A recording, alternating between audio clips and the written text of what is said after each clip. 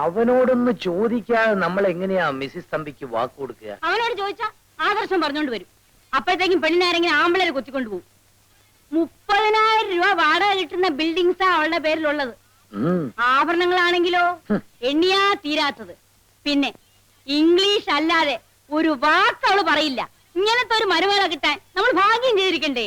തുച്ഛമായ ശമ്പളം കൊണ്ട് ജീവിക്കുന്ന ഒരു കൺട്രി ടൈപ്പാണ് അവനെന്ന് അറിഞ്ഞാൽ അവർക്ക് ഇഷ്ടപ്പെട്ടില്ലെങ്കിലോ? ഞാനത് പറയൂ. വിനയന് ജോലി ഡൽഹിയിലാണെന്നാണ് പറഞ്ഞിരിക്കുന്നത്. അവനുമായി പരിചയപ്പെട്ടാൽ അവര് സത്യം അറിയില്ലേ? ഒരക്ഷരം മിണ്ടില്ലെന്ന് സത്യം ചെയ്ത് വാങ്ങിച്ചേച്ചല്ലേ അവനെ ഞാൻ കല്യാണ പന്തലിലേക്ക് അയക്കുള്ളൂ. എനിക്കെന്തോ വലിയ വിശ്വാസം വരുന്നില്ല. നിങ്ങളൊന്നും മിണ്ടായിരിക്കണം. ഞാൻ ഇന്ന് തന്നെ ഡൽഹി വിളിച്ച് അവനോട് വിവരം പറയാന്നാ മിസ്സസ് തമ്പിയോട് പറഞ്ഞിരിക്കുന്നത്. അവനോട് വന്നു കിട്ടിയാ പിന്നെ കല്യാണം കഴിഞ്ഞേ പറഞ്ഞേക്കാവൂ, അല്ലെങ്കിൽ ഒഴിഞ്ഞു മാറിക്കളയും. എന്നാൽ അവനോടൊന്ന് വരാൻ പറയണ്ടേ? ഡൽഹിയിലേക്ക് വിളിച്ചു പറഞ്ഞ പോരെ മമ്മി? കുട്ടികളുടെ കാര്യം നോക്കിയാ മതി. ഒരു എഴുത്തയച്ചാലോ? അല്ല, ചേട്ടനോട് വല്ലതും പറയാനുണ്ടെങ്കിൽ ഞാൻ പോയി പറഞ്ഞോളാം. അത് കൊള്ളാം. ബാബുവിനേതായാലും കോളേജിൽ പോണ്ടല്ലോ ഇപ്പൊ. മാത്രമല്ല ചേട്ടന്റെ വില്ലേജൊക്കെ ഒന്ന് കണ്ടുവരികയും ചെയ്യാം. പക്ഷെ മാരേജിന്റെ കാര്യമൊന്നും പറയണ്ട. വെറുതെ ഞങ്ങൾക്കൊന്ന് കാണാനെന്ന് പറഞ്ഞാ മതി. അതൊക്കെ ഞാൻ ഏറ്റു മമ്മി. എന്നാ നാളെ തന്നെ പുറപ്പെട്ടോ.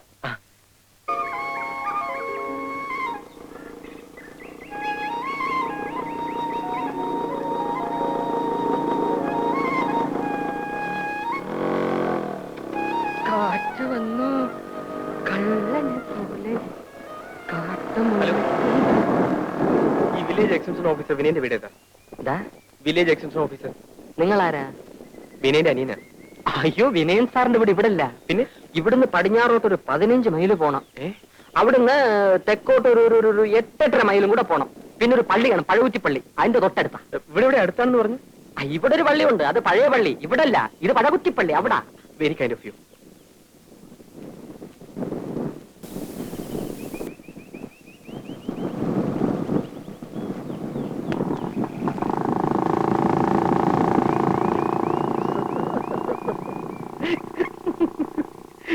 ഗ്രാമസേവക, ഗ്രാമസേവക.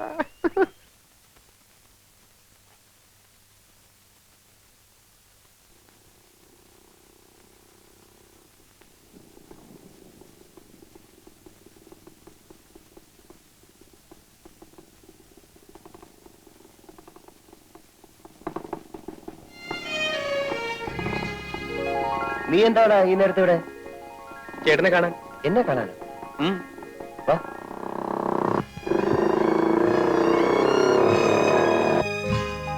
എന്താടാ ബാബു, വീട്ടിലെല്ലാം വിശേഷിച്ച്? ഒന്നുമില്ലെന്നേ. ഒന്നുമില്ല. നീ രാത്രിയില് എന്താ എനിക്ക് എന്റെ ചേട്ടനെ കാണാൻ വന്നൂടെ? പിന്നെ പകല് തന്നെ ഞാനിവിടെ എത്തേണ്ടതാ. നല്ലവനായ ഒരു നാട്ടുകാരോട് വഴി ചോദിച്ചതുകൊണ്ട് അയാൾ പറഞ്ഞ വഴി മുഴുവൻ കറങ്ങേണ്ടി വന്നു. ഓ, ഭയങ്കര ക്ഷീണം. നീ വല്ലതും കഴിച്ചോ? എന്ത് കഴിക്കാനാ? എന്നാ വാ, വല്ലതും കഴിച്ചു ചേട്ടൻ നടന്നു.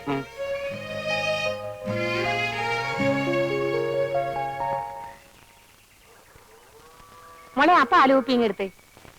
ഇതാ അല്ലേ, നീ പാല് കൊണ്ടുപോകാൻ കാത്തു നിൽക്കായിരുന്നോ? മോളിത്തിരി വെള്ളം ഇങ്ങെടുത്തേ. വേണ്ട അമ്മേ, അതിൽ വെള്ളം ഒഴിക്കണ്ട. എടീ, നീ ആണ് കൊള്ളാമല്ലോ. ശരി, വേണ്ടെങ്കി വേണ്ട. നിന്റെ ഇഷ്ടം പോലെ നടക്കട്ടെ.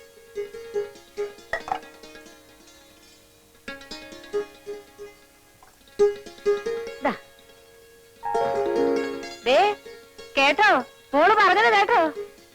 കേട്ടു. 10 ഗുണം 10 ഗുണമെന്നല്ലേ നിന്റെ അല്ലേ മോള്? ആണുങ്ങളെ വീഴ്ത്താൻ വേറെ ആരെങ്കിലും പഠിപ്പിക്കണോ? പിന്നെ ഞാൻ എത്ര ആണുങ്ങളെയാണ് വീഴ്ത്തിയത്?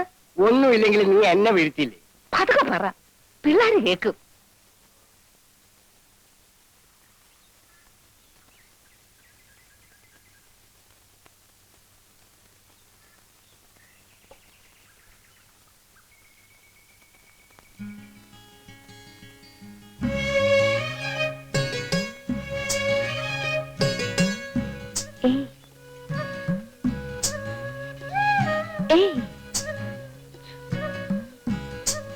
മിണ്ടല്ലേ, ഇതെന്റെ അനിയനാ, ഇന്നലെ വന്നതാ.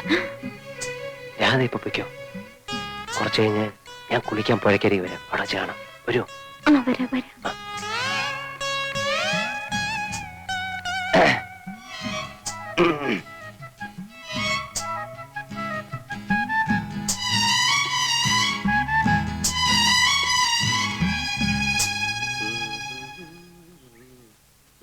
ചേട്ടാ എനിക്ക് നീന്തി കുളിക്കണം. എവിടെ പുഴ? പുഴയോ? നീ പുഴയിലൊന്നും കുളിക്കണ്ട. പരിചയമില്ലാത്ത വെള്ളത്തിൽ കുളിച്ചാ വല്ല ജലദോഷം മറ്റു വരും. അപ്പൊ ഇവിടുന്ന് പോകുന്നവരെ ഞാൻ കുളിക്കാൻ പാടില്ലേ? ദേ കിണറുണ്ട്, തൊട്ടിയിരിപ്പുണ്ട്, വേണമെങ്കിൽ കോരി കുളിച്ചു. അതും എനിക്ക് പരിചയമില്ലാത്ത വെള്ളമല്ലേ? പറയുന്നേക്ക് ബാബു, ഞാൻ ഒന്ന് മുങ്ങി തോർത്തിട്ട് ഇപ്പൊ വരാം. എന്നിട്ട് വേണമെങ്കിൽ നിനക്ക് വെള്ളം ചൂടാക്കി തരാം. ചേട്ടാ ഈ നാട്ടിൻപുറത്ത് വന്നിട്ട് ഒന്ന് നീന്തി കുളിച്ചില്ലെങ്കിൽ പിന്നെ എന്തോ രസം. ഇവിടുത്തെ പുഴ നീ കണ്ടിട്ടില്ലല്ലോ? ഇല്ല. നിന്റെ സ്വിമ്മിംഗ് പൂൾ പോലൊന്നും അല്ല, ആഹാ. ഭയങ്കര ഒഴുക്കാ. പരിചയമില്ലെങ്കിൽ പോക്ക് തന്നെ. എന്നാ നമുക്ക് ഒരുമിച്ച് പോകാം. ചേട്ടനുണ്ടെങ്കിൽ പിന്നെ പേടിക്കാനില്ലല്ലോ. ബാബു പറയുന്നതൊക്കെ വാതിലൊക്കെ തുറന്നു കിടക്ക. രണ്ടാളും കൂടെ ഒന്നിച്ച് പുറത്തു പോയാ ഇവിടെ കള്ളന്മാരുടെ ശല്യം കുറച്ച് കൂടില്ല. എന്തൊക്കെയാ കൊണ്ടുവന്ന് പറയാൻ പറ്റില്ല. വാതിലൊക്കെ ഇപ്പൊ അടയ്ക്കാം. വേണ്ട, നീ വരണ്ട. നിർബന്ധമാണെങ്കിൽ ഞാൻ വന്നിട്ട് പോക്കോ.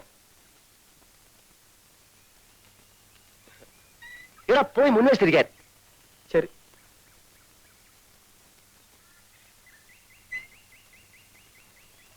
എത്ര നേരം ഞാൻ കാത്തു നിൽക്കുകയാണെന്നറിയോ? അതിന് അവിടെ നിന്നൊന്ന് ഊരി കിട്ടിയിട്ട് വേണ്ടേ? കുളിക്കാൻ അനിയനും കൂടെ ഉണ്ടെന്നുകൊണ്ട് ഭയങ്കര ബഹളം. എന്നിട്ട് എങ്ങനെ ഒഴിവാക്കി? അതൊക്കെ വളരെ വിദഗ്ധമായി ഞാൻ കൈകാര്യം ചെയ്തില്ലേ. അനി എന്തിനാ വന്നേ? എന്തിനാന്നറിയില്ല, അവനൊരു ടൈപ്പാ. വെറുതെ കറങ്ങാൻ ഇറങ്ങിയതോ. ഇന്ന് തന്നെ പറഞ്ഞയച്ചേക്കാം. പിന്നെ എണ്ണ തേച്ചില്ലേ? ഇല്ല. എന്താ, പെൺകുട്ടികളുടെ മുടിക്ക് കാച്ചി എണ്ണയുടെ സുഗന്ധം വേണ്ടേ? ഞാൻ ആഴ്ചയിൽ ഒരിക്കലേ തലയിൽ എണ്ണ തേക്കാറുള്ളൂ. അവർക്ക് വല്ല സംശയം തോന്നിയിട്ടുണ്ടാവോ? ഞങ്ങളുടെ ചേച്ചി അവിടെ. ചേച്ചിയോ? ആ, ഏത് ചേച്ചി? രാധ ചേച്ചി. ആ രാധ ചേച്ചിയോട് വന്നിരുന്നു, വന്നിട്ട് പോയി. എവിടെ പോയി? കാക്ക കൊത്തിക്കൊണ്ട് പോയി. നിങ്ങളാരാ? ബാബു. ഈ വണ്ടി നിങ്ങളുടെയാണ്? അതെ. എന്നെ കയറ്റിയിരുത്ത് ഒന്ന് ഓടിക്കോ. എല്ലാവരെയും എത്തി ഓടിക്കാം.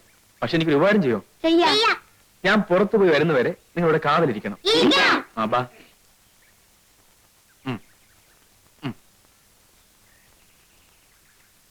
അടുത്തയാൾ.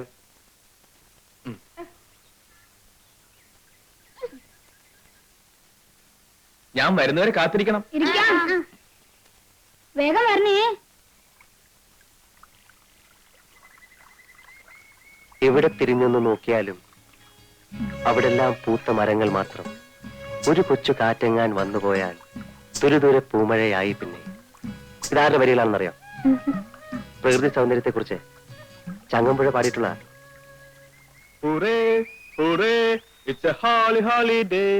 ബാബുവിന്റെ ശബ്ദമാണെന്ന് തോന്നുന്നു. രാധപക്കം.